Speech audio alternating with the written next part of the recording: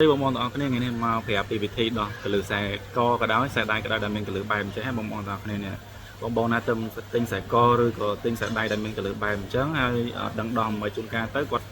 ប្រើកម្លាំងទៅដោះវាដល់ពេលអញ្ចឹងវាធ្វើឲ្យវាដាច់ដែរបងប្អូនទាំងអស់គ្នាព្រោះអីវាទប់អត់ជាប់មកកម្លាំងរបស់យើងកាលណាយើងដោះវាអត់ត្រូវហើយវីដេអូនេះសម្រាប់អ្នកដែលគាត់អត់ចេះដោះណាបងប្អូនទាំងអស់គ្នាហើយបងប្អូនណាដែលធ្លាប់ប្រើគ្រឿងឡាការច្រើនហើយ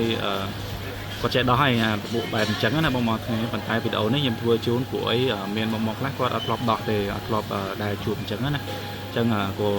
ធ្វើវីដេអូនេះឡើងមកអញ្ចឹងដំបូងឡើយយើងត្រូវដោះកលឺលេខ8នេះចេញសិនបងប្អូនទាំងអស់គ្នានេះដល់ពីហាងគៀននេះសិនណាជួនកាលមាន1ជួនកាលមាន2អញ្ចឹងមកដោះវាចេញអញ្ចឹងទៅ